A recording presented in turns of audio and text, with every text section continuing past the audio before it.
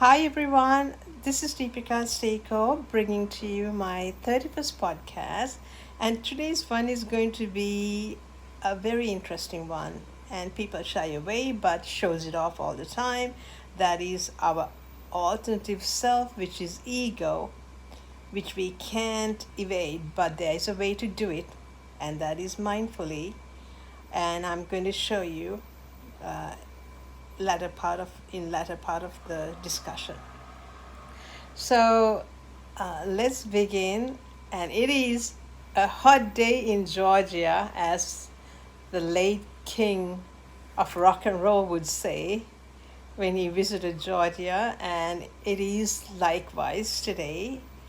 Just went out and just walked in, and it is so hot in Cebu, Philippines. So, and this is, by the way, not a makeup tutorial. And I see from my last podcast done in the swimming pool, I don't expect to wear makeup in the swimming pool. And I see a lot of feeds suggesting makeup. I'm here to share with you something more profound than what we appear. Take it in, please. And we are not here immortally. We are here for a short while, so take what would help you to end this life here on earth while living it meaningfully. So let's begin. So when we transfer to earth, we bring our soul recording with past attachments, talents, and so forth. And that is apparently seen in some children when they perform. Like, for instance, there are some great pianists before they could even reach age 7. So just figure that we have some inheritance from previous births. And some of the qualities that may add to ego may be inherited but mostly developed. So, for instance, from childhood, as babies, we instinctively like something, like, for instance, a toy, and what they like, they get attached to it and they develop a profile that will be filling to the brim.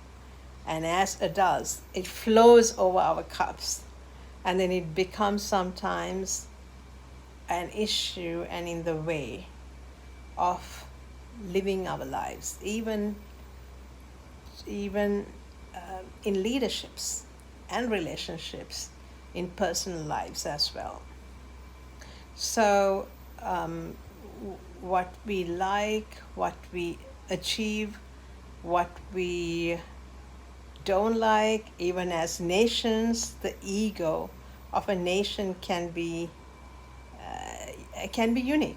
I mean, they are judgmental, and if a person walks into the room, they would judge. So this is all based on ego. So let us go beyond that in life. So as we collect all the achievements in life, and then we get a chip on our shoulder, right? And then we think we are good, we are better than others, and we tend to kind of impress upon others with this ego. Nobody is escaped. But if you are mindful, if you are a higher conscious practitioner, and then you're going to catch this ego popping in your head. And for instance, in a relationship, and we want to talk over the others, we want to tell them what to do, we want to give our opinions, and so forth. I mean, I'm not saying that we shouldn't share what is worth, like what I'm doing right now. This is certainly not ego.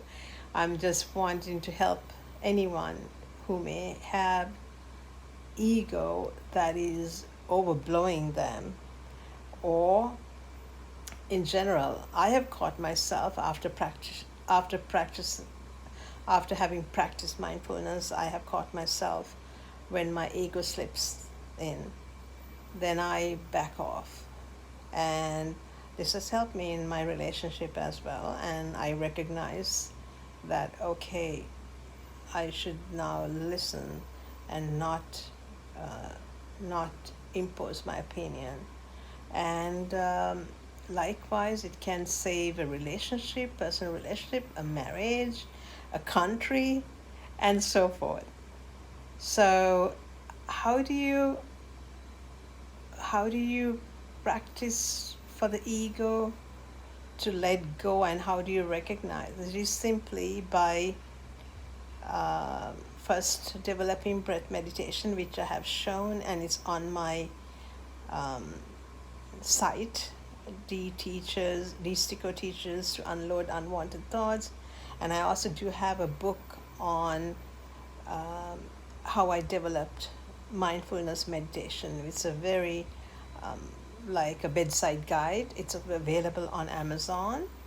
And if you like my content and want to let go of your ego and develop better relationships at workplaces, in your personal relations, and as a country leader, and follow me, please, and give me thumbs up, and I would really appreciate it. I'm always grateful. And thank you for listening to me. Have an awesome week for the rest of it. Bye for now. This is Deepika Stico signing off. Bye.